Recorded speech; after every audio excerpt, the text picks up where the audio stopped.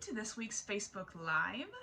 I am Vanessa Shipley and I focus on family consumer sciences teachers, and I help family consumer science teachers develop classroom management skills, and I also help create family consumer sciences classroom activities.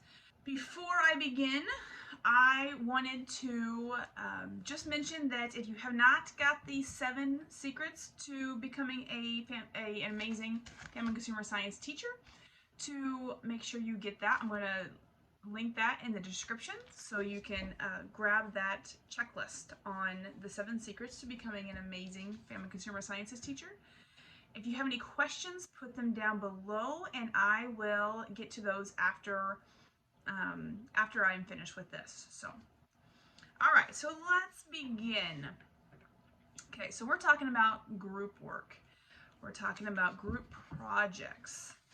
You know, there's a lot of group projects that we just kind of give students the rubric, and I fall victim to this as well, where I just assume they know. And I was listening to a podcast today and they said, assume nothing. Assume they know nothing. So that's what I should have done with my students, was assume they know nothing. But I would hand them the rubric and say, I want you to do this project. And they would do bare minimum to get the number that they wanted on the rubric, right? So I'm going to challenge you to create more authentic, more in-depth group projects that actually get students to think and actually gets all students within the group to learn, right? I mean, we've all had those groups that we say, okay, here's this project. We're doing a poster project, right? And one's like, okay, I'll print out the pictures, and the other one's like, my handwriting's really good. I'll do the handwriting. And the other guy's like, okay, well, I guess I'll look at the stuff, or I'll look up the stuff and tell you what to write, kind of thing.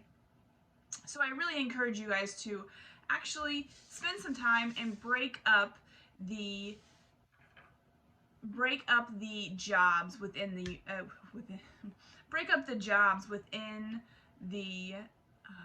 the group project that you're creating. So I just spent a little time and did a little brain dump.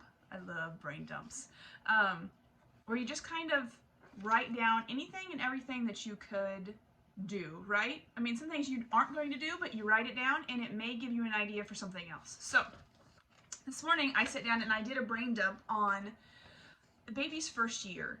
So if you're in child development and you're talking about the baby's first year, and you kind of need to get them to understand that they have to have baby milk, whether it be breast milk or formula, but they have to get that baby milk for so long before transitioning into solids.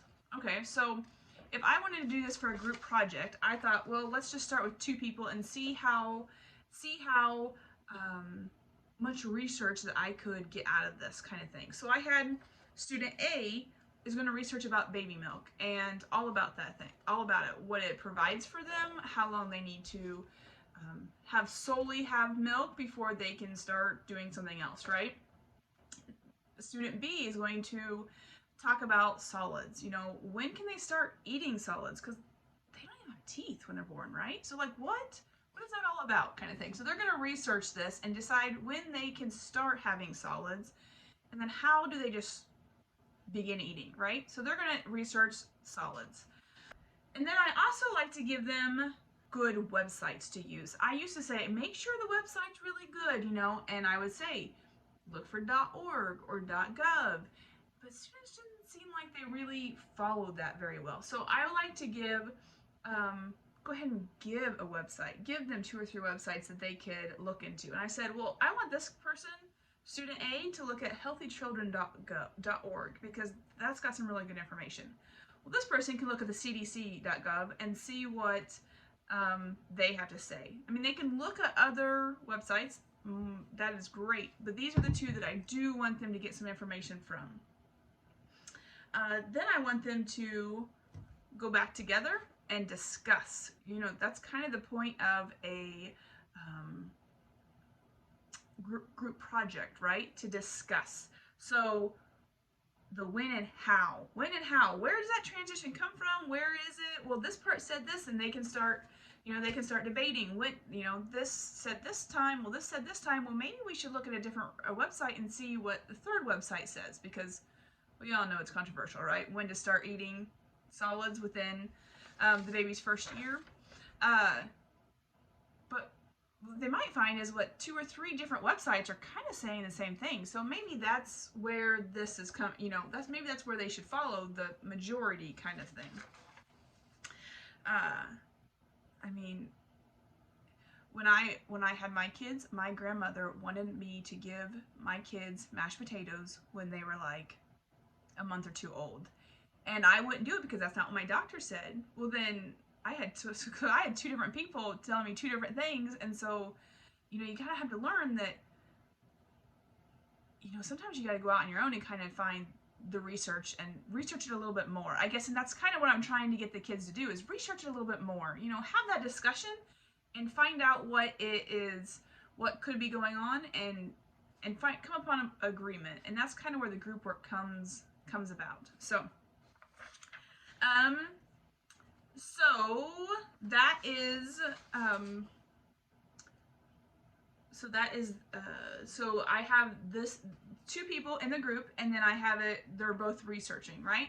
Now, if you had more to research, maybe you were doing birth defects, right? I mean, we all do, or we did when I was teaching, we all did birth defects like projects, because there's just so much to do with birth defects, right? Birth defects could be a group of 3 or 4 people, and they kind of collaborate and do together, but they all have their own research. They all have to have the research, because I feel like a lot of times if we just have one research in a group of people, it comes down to one student is doing the research, and the other ones just don't seem to really care enough to put forth that much more effort to discuss it and things like that. So split up the information and figure out how many kids you need in a group, right? Have a good brain dump. It makes you feel really good. So the next thing that needs to happen is, you need to give clear directions. And I think a lot of times we all fall prey to giving the rubric and saying, here, do this, right? We assume. We should not assume, right? So give clear directions. Actually give them directions on what you want. And what really helps out a lot, I felt like whenever I was teaching, was if you give a strong and a weak work, that really tells them this is the level she's expecting, and this is the level that is not what she's wanting at all. And that really kind of seemed to help. I got to where I would keep the projects, like a couple of the projects, every time that I did them throughout the years, and so that students could see different, here's 2 or 3 examples of great work, here's 2 or 3 examples of weak work that I don't want you, you need to try harder than these kind of thing, and move on over to the strong work. So that is a good way to get them thinking on the right foot, because a lot of times, sometimes they do the weak work, but they feel like it's really good work because they didn't understand what you were trying to do. So let's see here. Always give students a rubric too. Rubrics are a good thing. Rubrics are a great thing. When you do group work or group projects kind of type thing, I really suggest give each student their own rubric with grades. Instead of giving a whole group. A lot of times we grade the group, and then you may give them a piece of paper and they grade everybody in their group. What if a kid does absolutely nothing in a group? I mean, do you really give a kid a 0 if he did absolutely nothing? Because I always felt like I got to where I was like, oh, fine, I'll just take off a couple points, but he'll still get a really good grade. Okay, that taught that kid nothing. So give the kids their own rubrics. And now if you split it up, they have their own stuff that they have to do. So if, if we know, when they present this and we know nothing about baby milk, they're not going to get a good grade, because that's on them kind of thing.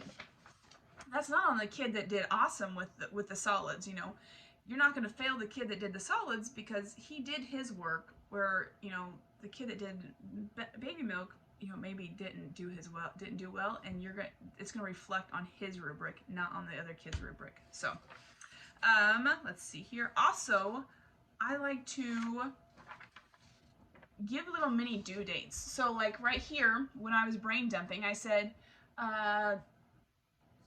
the research notes, day 1, I had to sign off on the research on their day 1 research notes.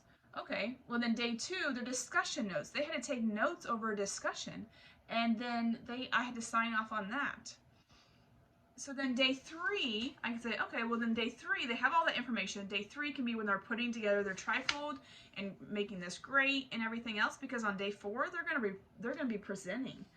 And I want them to present for 5 minutes, and I want both of those kids to be knowledgeable, and they're gonna work together to talk about this. Baby milk versus transitioning into solids.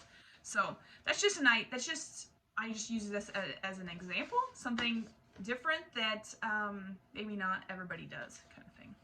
Some other ideas, like the birth defect project. You can even do a project on like the types of child abuse. Something like a lower level is how to use and the purpose of kitchen utensils. You can have them act it out, kind of have that as a project and things like that.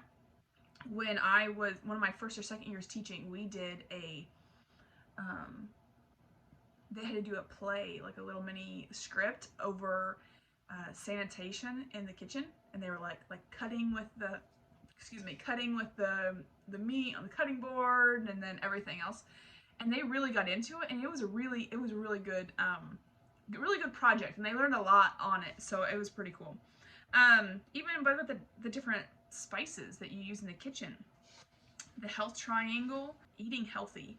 I don't know if you guys have ever heard of the blue zones. So there's 5 blue zones in the whole world that people normally live over 100, and I love the blue zones. Like, I love to hear about them. I love to see. I think there's we kind of went over it in my class with every year with the projects that they would do, but I think there's like 6 or 8 things that they do.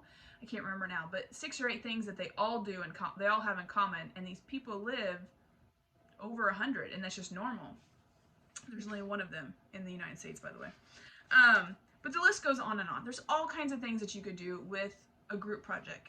My suggestion is just have a brain dump and just kind of create something and see what you can come up with. But make sure, and the most important thing I feel like is to make sure that there's enough research for every kid to do some research. And then it kind of makes sure that you can tie it together to have that group bond, have that group work where they have to come together and collaborate after they all have their own research. So then they need to do that collaboration. So this week's tip for time management, if you have extra time in your classroom, last week I talked about the Would You Rather cards, which are amazing. I loved to use those because it was so fun. Would you rather do this or this? It was a lot of fun. But this week, my suggestion is to have a journal, to have kids, it might just be a piece of paper where they just jot down little things that they learned that week or they learned that day, or you could even have like little Post-it notes and give them a Post-it note and have they write it down, and it can even be an exit ticket. They write this down, what they learned today or they learned this week, or maybe even a question that should be on the test, that they feel that should be on the test. Anything that has to do with the information that's being learned. And then they could go put it on the poster that you have designated for it, or maybe it's a door kind of thing. When I did it, I did just a door right by to go out to the hall, and so as they left, they just put it on that cabinet door, so that and then they could just walk out. So that's my tip for you this week. I hope you guys have an awesome week. I hope you guys have an awesome weekend, because this is Friday Eve.